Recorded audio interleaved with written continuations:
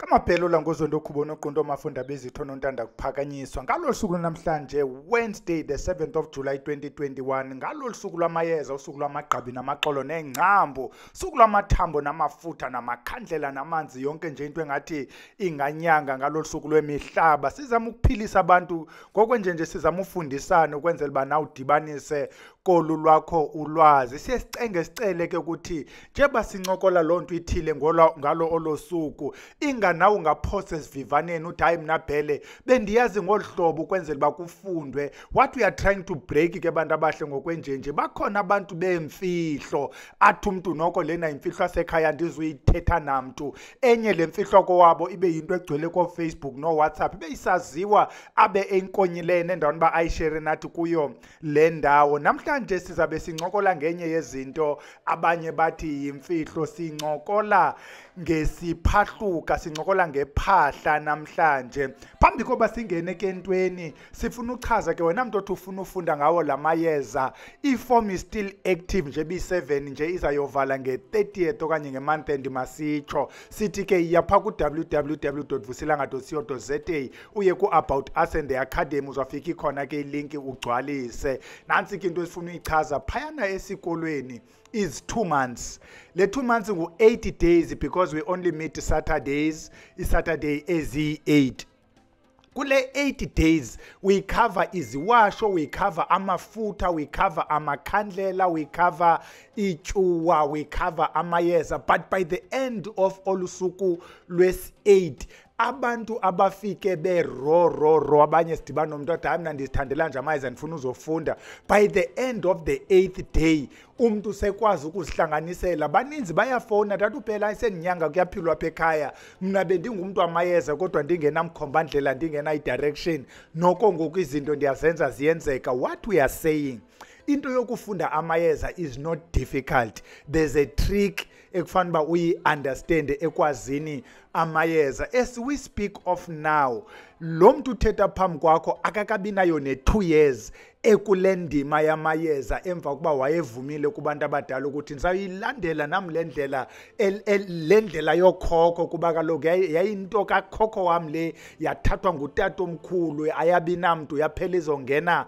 apha kum emva kuba ndiyivumile ke is 2 years ago kule nyanga kaJuly 2 years ago kodwa I've known so much ngamayeza all we are saying in this 8 days is very easy kuba ungawazi amayeza if you can only learn i-technique yokwazi amayeza masingayitsali ke leyo singene kuyo le topic yanamhlanje ethi iphahla isiphahluka nansi into esifuna uyilungisa ingaske ucommente ke apha ezantsi uba wena wazini if ujikela kwezi ndawo uzawufika xa kuthethwa ngephahla abanye bazawuthetha ngegaqa xa sithi ngamagaqa ke into njengomathunga imibola ucubudwane ngamagaqa lawana ikhona indawo apho isiphahluka iligaqa elingathi masingalidescribe iligaqa kwezinye ikona xa bethetha ngephahla bazawuthetha ngomazulu ayithole bathi iphahla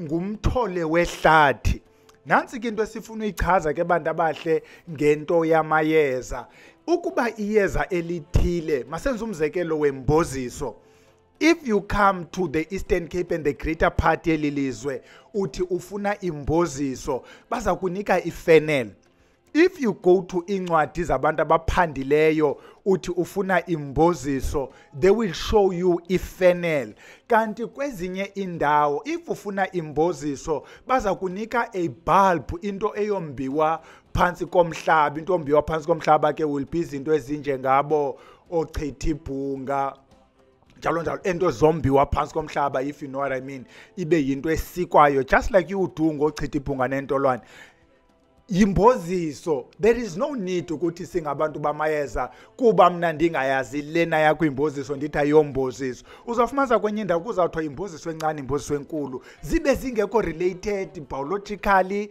okanye chemically zingekho related but zimboziso zezindawo zethu what we say is ukuba wena iphahla kweyakho ikona lishape ngohlobo ootatomkhulu bakho used eli phahla, there's nothing wrong. You don't have to drift away ulandela iphahla lezinye indawo. Kanti there's still nothing wrong ukueda lamaphahla, because ukuba elakokwenu sisigaxa, elasekhaya lutshani, olomnye yiruti, whatever, let's use lamaphahla ngamaphahla. We just wanted nje to get that out of the way kuba uzawudibana omnye uthi iphahla sisigaxa, omnye athi ngumthole wehlathi, omnye athi linameva amancane, and so on and so forth.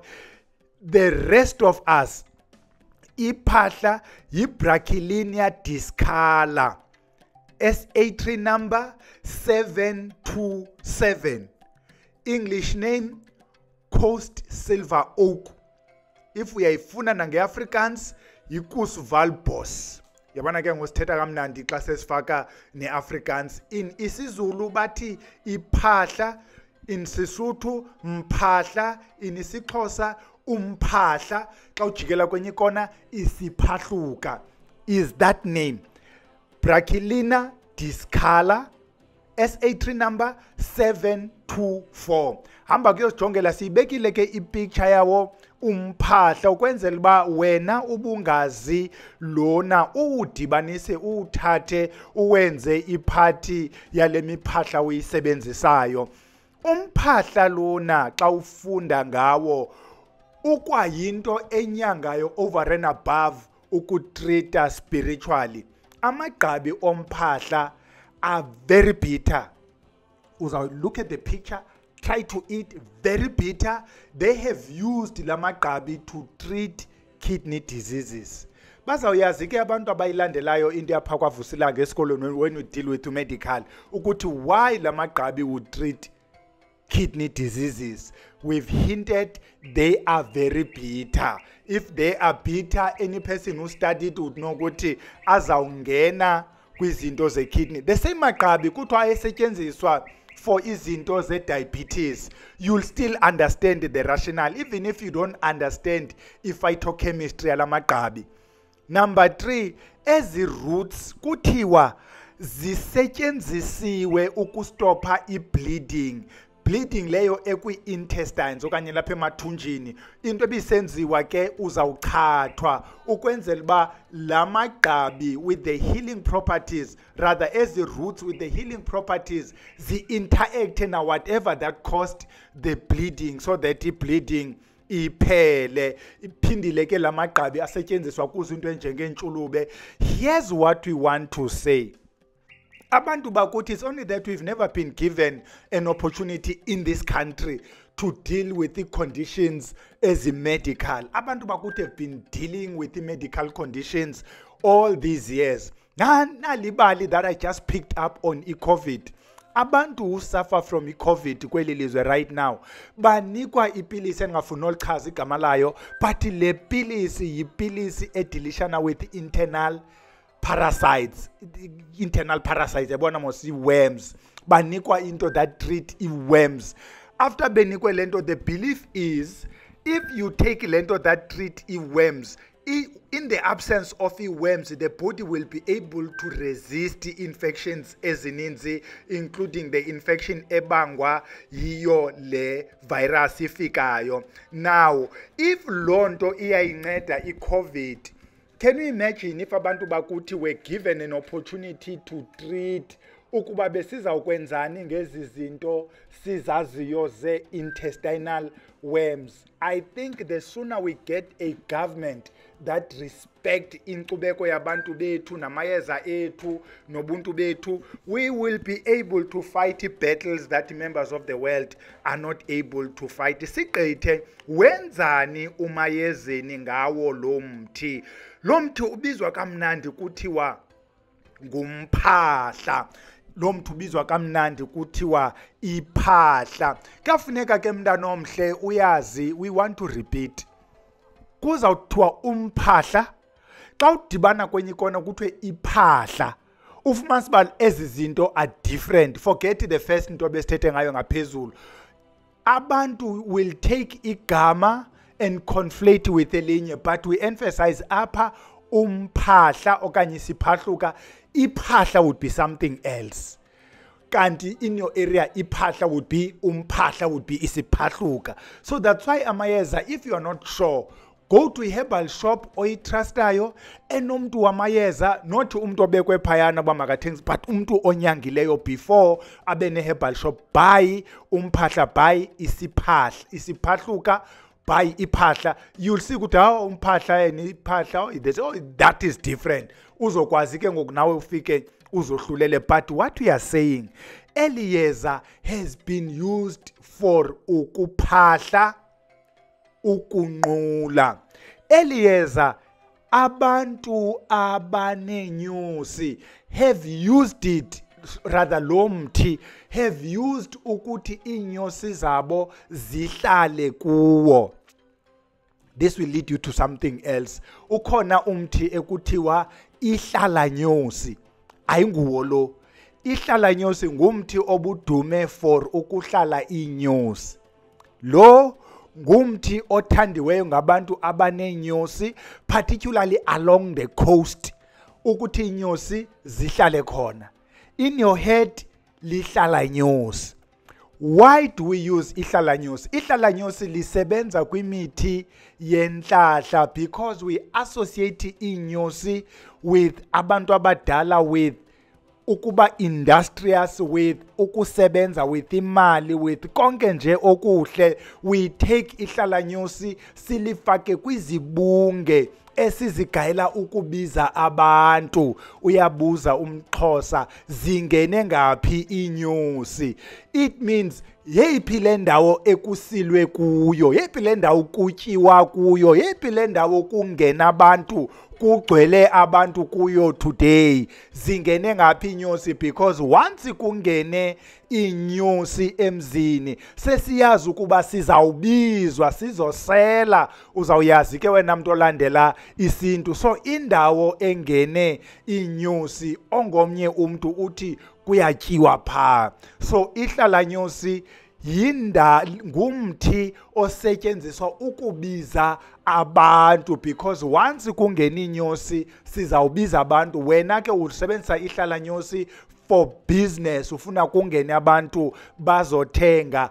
Lo mthi usetshenziswa ukuhlalisa inyosi. Sithi ke if you know ihlalanyosi lisebenza njani is a different thing. Ihlalanyosi is not this one.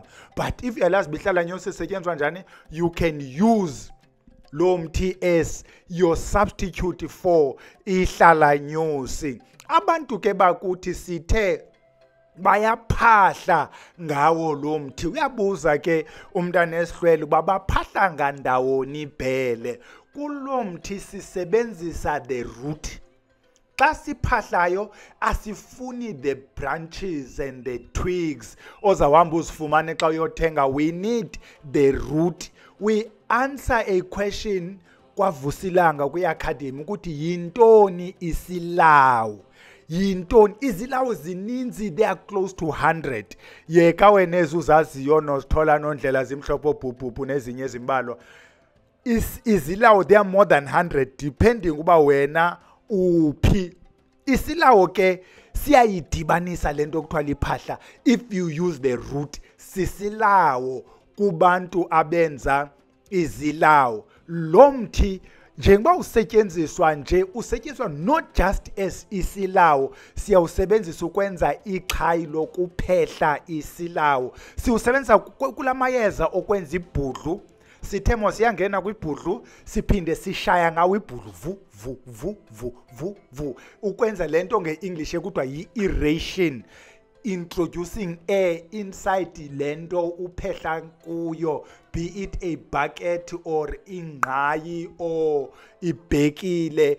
Lonto uphehla kuyo yenza i-aeration. Sisebenzisa lona ke iqhayi eli lalo iphahla njengalapha ekhaya sisebenzisa lona xa sibetha ibhekile lapha ekhaya. Abantu bamayeza ke bathi bona baphinde balisebenzise eli qhayi rather lo mthi, without being specific, the twigs okanye whatever that you can find, not the leaves, ukugxotha izichitho. Kulomuntu uleqwazi izichitho bayihlanganisa ke namanye amayeza. Ungacimba you'll just go invade lo mthi uthi ugxotha izichitho. Bayidibanisa namanye amayeza. Abanye abantu ke abathongayo kuba lo mthi ingumthi o-associated nemilambo and ufumane along the coast. Sitshilo mosisathi ulwandle ungundlunkulu wezindlu ezinkulu, sithi ngumzomkhulu wemizi emikhulu, is called i-coast silver oak. Xhaphakile ngaselwandle, it means ke kuba lo mthi uhleli nje ubujonge ilwandle okanye ukufutshane emalwandle, abantu baw-associate nezihlwele. Wena particularly okude nolwandle, you'd be encouraged ukuba usebenzise lo mthi kwizinto zokuvula amathongo if you can't find eminye imithi yokuvula amathongo. Kumagobongo ke uyangena lo mthi. Abantu bayawenza amagobongo amandiki, amagobongo amanono, amagobongo ayotshona ezantsi, including amagobongo esiprofeto. Uyangena lo mthi xa kusenziwa amagobongo. We still repeat, the root, not the twigs and the leaves, the root, not the bark, the root. Kumayeza okuvusa umuntu ogulayo, sinawamos amayeza njengempila, omahlabe ekufeni, ontsukumbini, kuthiwa la mayeza noko uzawusimama, uzawuvuka uphakame nawe uyoshawutisa njengabanye. Lo mthi nawo uyasetyenziswa, again the root, because kaloku xa ugulela ukufa kuyacengwa abantu abadala ukuthi noko khanimgcine sisamdinga abantu abadala, ingaske noko aphile le minyakana sizokwazi ukuhoya nento zekhaya naye ekhona. Uyaphakama ke batsho abantu abawusebenzisileyo lo mthi ukuthi uyakuphakamisa mntanomhle. Kumayeza ke anezinto zokuhlola, wena mntu ohlolela isiprofeto. Abaprofeti nabo njengoba amagqirha uzawufika bephethe iminquma, amagqirha amanye ufike ephethe omachini-chini, kuthiwa ngumashwini-shwini kwenye igama, kwenye indawo. Lo mthi umnyama nanku uneflower ezibazaba bluish, light bluish, along indlela apha ku-Eastern Cape. Ufuyadrive nje along indlela, lihlathinyana elithile elibufukufuku be-shrubs elinala ngumthi omnyama onamagqabi ne-flowers ezibluish. There's a lot of it around.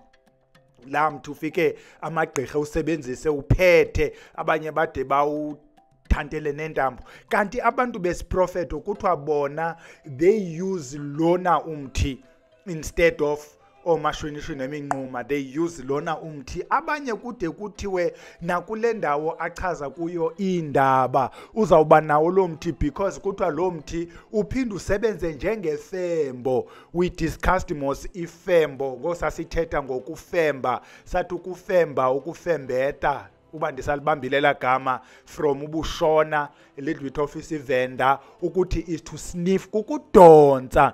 So badonsa imimoya ngawo lo mthi, just like a next person ezawudonsa ngefembo. Nguwo ke lo mthi esithetha ngawo, masijonge zininzi ezi zinto, zininzi ibhele. Masithathe nje this last one ethi nawe wena mntu othi ucenga umsebenzi phakathi kwekhaya, ucenga uba mawuqesheke nawe, utsho kononyanya ubayi bantu abadala nam ndiyawucela umsebenzi, nam ndiphangele. Kuthiwa lo mthi lona uza kuzama mntanomhle ukwenzela uba nawe uqesheke. We've made ke commitment kulolu suku lwanamhlanje ukuthi xa sigqibo discussa lo mthi sizawuyojonga abantu abathakileyo ko-Facebook ukuthi bathaka bathini ngawo lo mthi. Siphethe masibone basiphethe abangaphi. Masiqale kulona wokuqala, ngusibonelo Meli Khumalo.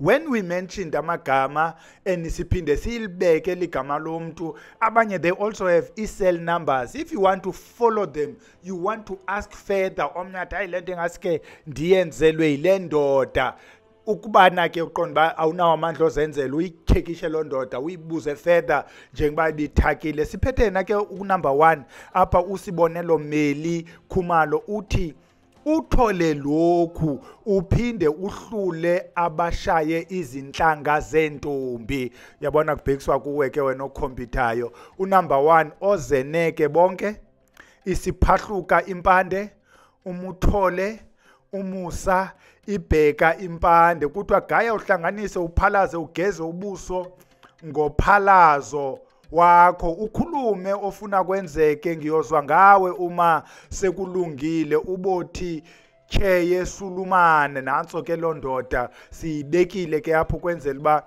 ukwazi uyoyikhangela le ndoda utsho kubana ndoda ndini ndiyibonile lento ubuthetha ngayo. Ukuba uyingaphinde uye kuMasimula James Ihlanya, there was a discussion ke kwenye yezi groups, you can google Masimula James uthi iphahluka okanye iphahla, apho he was talking about the first into besithetha ngayo asizuyifunda ke when he was discussing naye lento abantu bawazela yona umphahla. Sidlule sikhangele enye indoda ezibiza ba umkhulu umkhovu Thethani, upostile naye nge-9 kaSeptember 2020 uthi asivale izichitho, uthi umlahleni umphahla inyoka iphinda, I think apha izaba inyoka iziphinda lento kuthiwa ngugqoma gqoma, athi ugweje isibhaha uvala mazibuko unukani umvuthuza impinda, athi uyayihlanganisa lemithi uzobe usuchatha ngayo uphinde uphalaze ngayo